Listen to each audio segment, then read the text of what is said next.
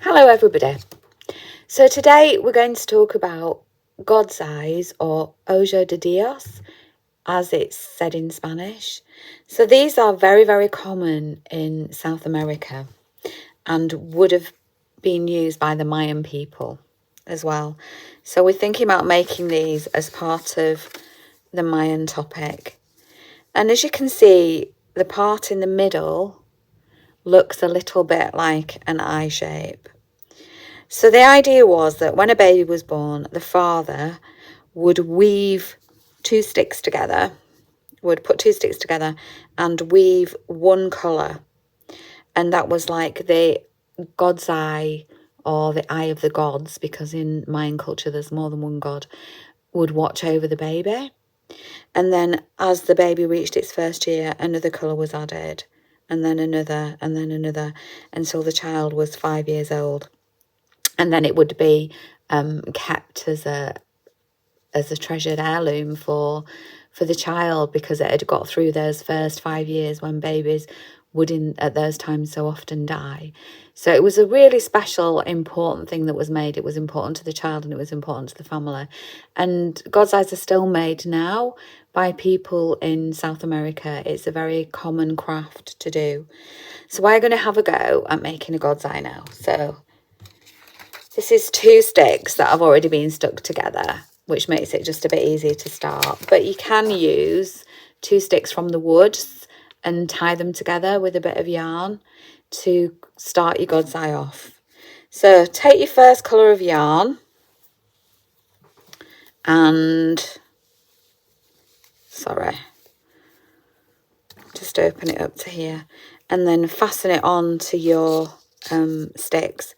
So to tie a knot, you've got your two pieces here.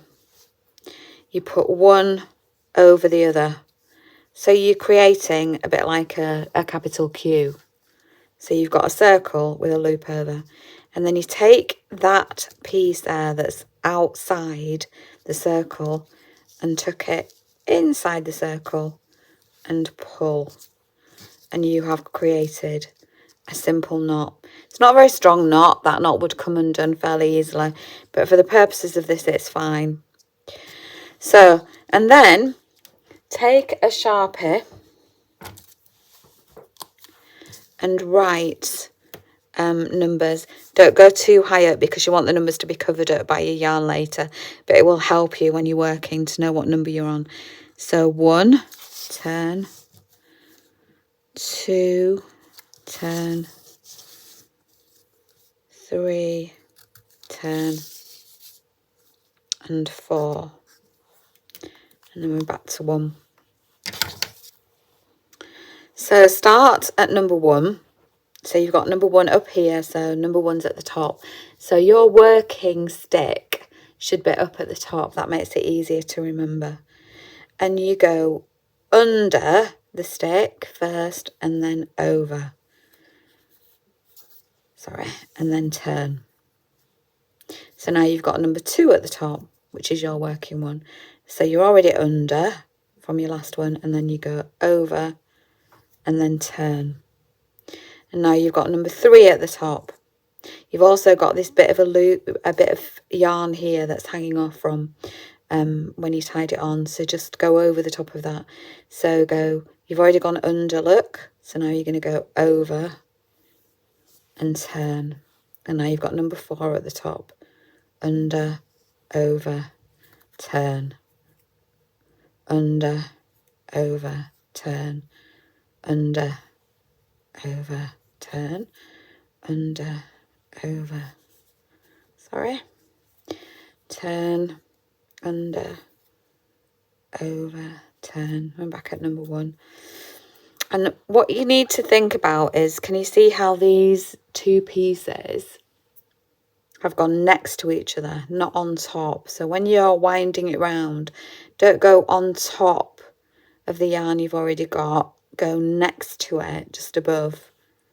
Turn, under, over, turn, under, over, turn, under, over, turn. And your first colour should make the eye in the middle.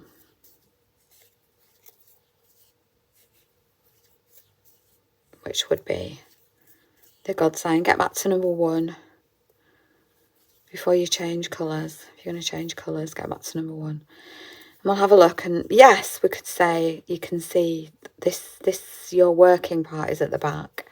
So this is at the front, and you can see it does look a bit like an eye, but I think I'd carry on working a little bit longer. But for the purposes of this, I'm going to put a new colour on, show you how to do it. So cut off that colour and get your next colour of yarn that you've got and tie them together. So when you're tying 2 pieces together, you make a slightly different knot to when you were just tying your yarn onto the stick.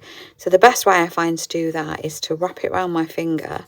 So you've got your circle here and the bit sticking out that's a bit like a Q, and then you tuck the 2 pieces inside the circle and pull.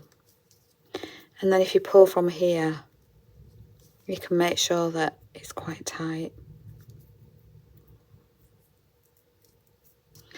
And pull again. And you can, once you've made sure your knot's quite strong and you've tested it from both sides, then you can get your scissors and just chop those end bits off. If you're struggling to tie knots, you can get some help with this, but it really is a worthwhile life skill to learn how to do it. So, under, over, turn. So we're back with number 2 at the top. Again, under, over, turn, under, over, turn, under, over, turn on number 4. And now we're back to number 1. Under, over, turn. And you can see that you're starting to build up here the pattern on the edges. So I've got to number 4 here. I'm going to stop. Cut that bit off because it's well tied on now, so we don't need to worry about that. And if we turn back over, you'll notice that this knot that I made is there on the front, and we don't want that on the front, so we need to tuck it in underneath so it's out of the way. It's a little bit fiddly to do that, but you can definitely do it if you fiddle around enough. Get it to tuck underneath, out of the way, and then carry on.